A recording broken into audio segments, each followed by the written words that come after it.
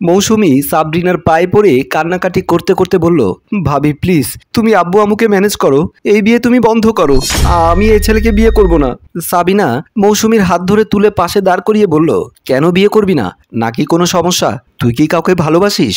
হ্যাঁ ভাবি, আমি একটা ছেলেকে ভালোবাসি, ওকে ছাড়া আমি অন্য কাউকে বিয়ে করতে পারবো না। এটা তো বাংলা সিনেমার মতো হয়ে গেল। বিয়ের আগে তুই এখন কান্নাকাটি করে বলছিস তুই বিয়ে করবি না? তা আগে বললেও তো বিয়ের আয়োজন করা হতো না। আচ্ছা কাকে ভালোবাসিস? ছেলে কি করে? ভাবি ছেলে বেকার, এখনো কিছু করছে না, তবে বিয়ের পর কিছু একটা করবে। আব্বা যে রাগী মানুষ, বেকার ছেলের কাছে তোকে তুলে দেবে না। ছেলের বাড়ি কোথায়? তোমাদের গ্রামে। আমাদের গ্রামে মানে? কোন বাড়ির ছেলে? ছবি দেখাতো।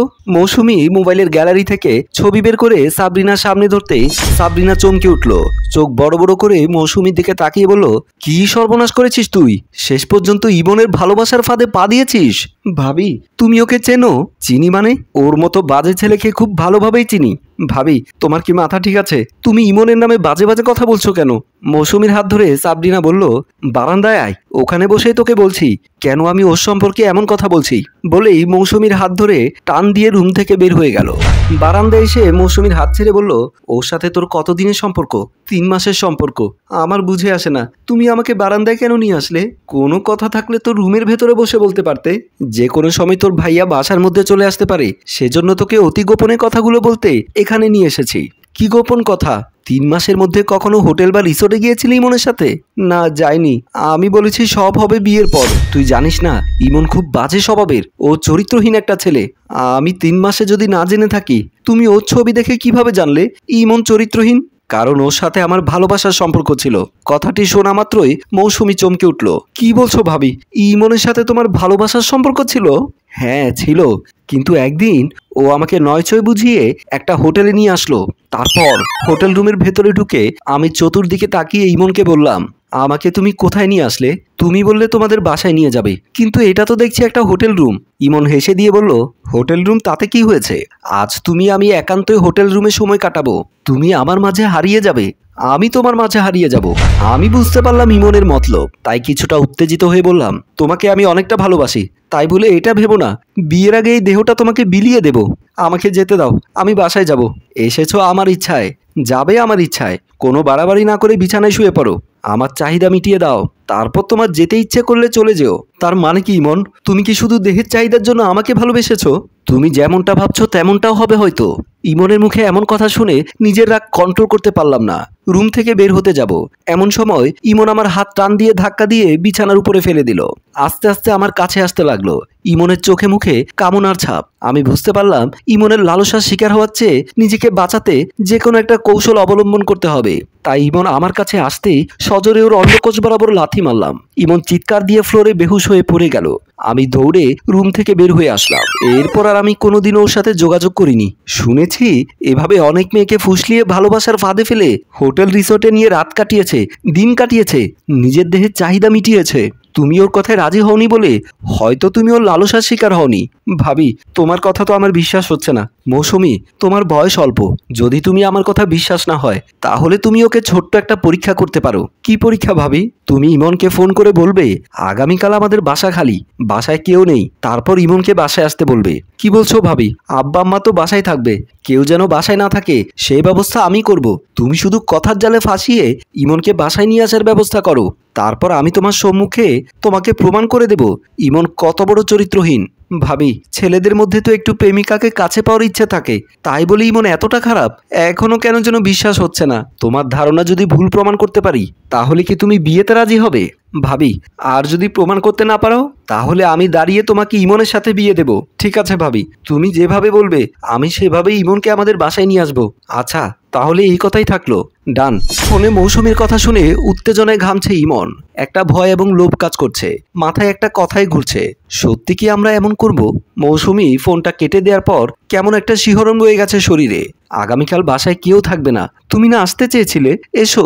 মাথায় কেমন যেন একটা নেশা খেলে গিয়েছিল। আকুলতায় ব্যাকুলতায় ছটফট করছে মন।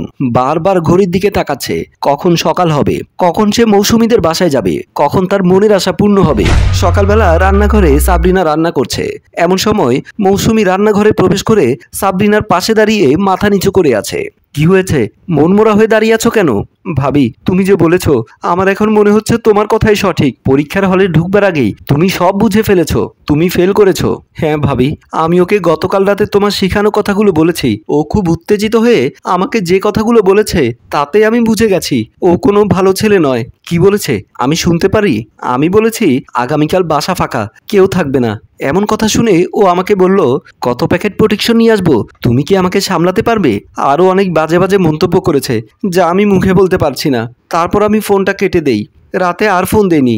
রাত 3টা বাজে ফোন দিয়ে অনেক আজে বাজে কথা আমার কাছে বলেছে, কিন্তু আমি শুধু শুনেছি, কোনো কথা বলিনি। তার মানে ইমন একটু পরে আমাদের বাসায় আসছে? হ্যাঁ ভাবি, একটু পরে আমাদের বাসায় আসছে। আমি ওর অন্ডকোষে আঘাত করার পর ভেবেছিলাম হয়তো ভালো হয়ে যাবে, কিন্তু এটাও সত্য, কয়লা ধুলে কখনো ময়লা যায় না। তুমি শুধু আমার কথা মতো কাজটা করবে, আর বাকি কাজের দায়িত্বটা আমার।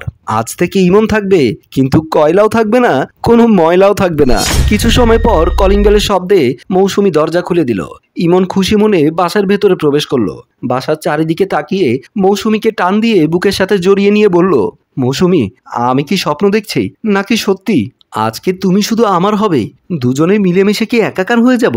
মৌসুমী ইমনের বাহুডোর থেকে নিজেকে ছাড়িয়ে নিয়ে বলল, সত্যি বলছি, বাসায় কেউ নেই, আর আমি তোমার সাথে মিথ্যে বলবো কেন? চলো বেডরুমে যাই। আমার ভাবতেই অবাক লাগছে, তুমি আজ আমাকে নিজে ডাকলে, আবার বেডরুমে যাওয়ার অফার করছো। পকেট থেকে একটা প্রোটেকশনের প্যাকেট বের করে মৌসুমীর সামনে ধরে বলল, নো চিন্তা ডু ফুর্তি। বেডরুমে যাই বলে মৌসুমীর সাথে বেডরুমের দিকে পা বাড়ালো। দুজনে হাসি খুশি ভাবে রুমের ভেতরে প্রবেশ করলো। ইমন মৌসুমীকে ধাক্কা দিয়ে বিছানার উপরে ফেলে নিজেও লাফ দিয়ে বিছানার উপরে উঠে গেল। মৌসুমীকে জড়িয়ে ধরে কিস করতে চাইলো। মৌসুমী কিছুটা বাধা দিয়ে বলল, ওই পাশের চাদরটা নাও, আমার লজ্জা করে, এভাবে ওপেনে কিছু করাটা ঠিক নয়। তাহলে আর আমার লজ্জা করবে না। ইমন নয় ছয় না ভেবে চাদরটা টান দিয়ে দুজনার শরীরের উপরে দিয়ে মৌসুমীকে জড়িয়ে ধরে শুয়ে পড়বে। এমন সময় মৌসুমী ইমনের অন্ডকোষ চেপে ধরলো। ইমন চিৎকার দিয়ে উঠে বসলো। মা গো বাবা গো বলে চিৎকার দিতে লাগলো, আর মৌসুমীর কাছে অনুনয় বিনয় করে নিজেকে ছাড়িয়ে নেবার চেষ্টা করছে, কিন্তু ছেড়ে দেওয়ার বদলে মৌসুমী আরো শক্ত করে চেপে ধরেছে। ইমন ব্যথায় কান্না করলো, কোনোভাবেই নিজেকে ছাড়িয়ে নিতে পারছে না। যতবার চেষ্টা করছে মৌসুমী তত জোরে চেপে ধরছে। এমন সময় সাবরিনা হাসতে হাসতে হাতে একটা ছুরি নিয়ে রুমের ভেতরে প্রবেশ করলো। বিছানার কাছে আসতেই ইমন সাবরিনাকে দেখে চমকে উঠলো। একদিকে ব্যথা, অন্যদিকে সাবরিনার হাসি। নিরুপায় ইমন কিছুই বলতে পারছে না। সাবরিনা হাসতে হাসতে বলল, মৌসুমী, ছুরিটা দাও, যন্ত্রটা কেটে হাতে ধরিয়ে দাও, যেন আর কোনোদিনও কোনো মেয়ের ক্ষতি সে না করতে পারে। মৌসুমী বলল, দাও ভাবি, ছুরিটা আমার হাতে দাও, ওর মতো চরিত্রহীন লোককে কেটে হাতে ধরিয়ে দিলে উচিত শিক্ষা হবে। মৌসুমী আর সাবরিনার কথা শুনে ইমন হাউমাউ করে কান্না শুরু করলো। দুহাত জোর করে দুজনের কাছে ক্ষমা চাইতে লাগলো। সাবরিনার হাসির মাত্রা যেন আরো বেড়ে গেল। অন্য হাতের মোবাইল নিয়ে সাবরিনা ইমনের এমন করুণ অবস্থার ভিডিও করতে লাগলো। ইমন মুখ লুকানোর চেষ্টা করছে আর দুহাত জোর করে দুজনের কাছে ক্ষমা চাইছে। প্রিয় ভিউয়ার্স, আজ এই প্রবাদটা সত্যি হলো। গল্পটি ভালো লাগলে লাইক কমেন্ট ও শেয়ার করে আমাদের সাথেই থাকুন। গল্পটি রচনায় ফেরদৌস অপু, প্রযোজনায় মঞ্জুর মোর্শেদ, পরিচালনায় রেজাউল কবির চৌধুরী।